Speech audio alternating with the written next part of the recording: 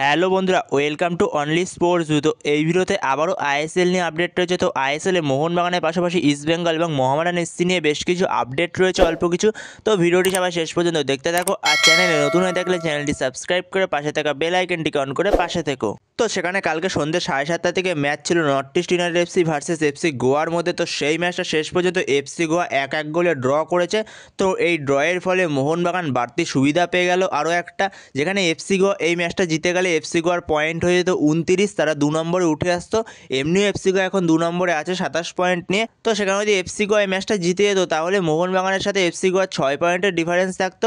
তো সেখানে এফসি গোয়ার সাথে মোহনবাগানের এখন 8 পয়েন্টের ডিফারেন্স হয়ে গেছে এবং বেঙ্গালুরু এফসির সঙ্গেও 8 পয়েন্টের ডিফারেন্স হয়ে গেছে, যেখানে মোহনবাগানের পয়েন্ট হলো 15 ম্যাচে 35, এফসি গোয়ার পয়েন্ট হলো 15 ম্যাচে 27, বেঙ্গালুরুর পয়েন্ট হলো 15 ম্যাচে 27, আর 4 নম্বরে রয়েছে জামশেদপুর এফসি, যাদের পয়েন্ট হলো 14 ম্যাচে 27। তো সেখানে যদি 17 তারিখের ম্যাচটা জামশেদপুর এফসি মোহনবাগানকে কোনো কারণে হারিয়ে দিতে পারে তাহলে মোহনবাগানের থেকে 5 পয়েন্টের ডিফারেন্স হয়ে যাবে জামশেদপুর এফসি। তো যেখানে জামশেদপুর এফসির পয়েন্ট হয়ে যাবে 15 ম্যাচে 30, যেখানে মোহনবাগানের থেকে জামশেদপুর এফসি মাত্র 5 পয়েন্টের লিড থাকবে। তো সেখানে মোহনবাগান এই মুহূর্তে অনেকটাই অ্যাডভান্টেজ পজিশনে আছে লিগ শিল্ডের জন্য।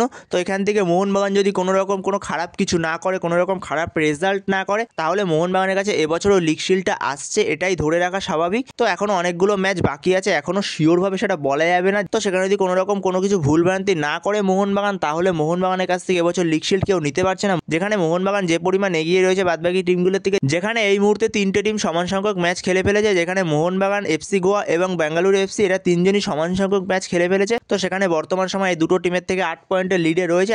আর যদি জামশেদপুরকে হারিয়ে দেয় মোহনবাগান, তাহলে মোহনবাগানের লিড হয়ে যাবে 11 পয়েন্টে। তো অনেকটাই এগিয়ে যাবে মোহনবাগান। তো সেখানে দেখা যাক কি হয়। তো এরপরে হলো মোহামেডান এসসিকে নিয়ে যদি আপডেট দেওয়া যায়, তো মোহামেডান এসসির আজকে ম্যাচ রয়েছে চেন্নাই এফসির সঙ্গে। তো তার আগে মোহামেডান এসসি কালকে তারা অনুশীলনই করেনি। তো অনুশীলন না করার কারণ হিসেবে যেটা জানা গেছে, মোহামেডান এসসির প্লেয়ার তারা বেতন পাচ্ছে না। তো সেই কারণে তারা কালকে কোনো রকম অনুশীলনে নামতে চায়নি। তো প্রথম দিকে তারা কোনো রকম অনুশীলনই করেনি, প্রথম 1-1.5 ঘন্টা তারা কোনো রকম অনুশীলন করেনি, কিন্তু পরে একটা বৈঠক হয়, মিটিং হয়, তারপরে তারা অনুশীলনে নামে। তো সেখানে দেখা যাক আজকে তারা কিরকম পারফরমেন্স দেয় চেন্নাই এফসির বিরুদ্ধে মোহামেডান এসসি। তো এরপরের আপডেট হলো ইস্টবেঙ্গলকে নিয়ে। ইস্টবেঙ্গলের প্লেয়ার রিচার্ড সেলিস, তো তার জার্সি নাম্বার তো তোমাদের আগেই বলে দিয়েছিলাম, তার জার্সি নাম্বার 7 হতে চলেছে। তো সে অবশেষে ইস্টবেঙ্গলের অনুশীলনে নেমে গেছে।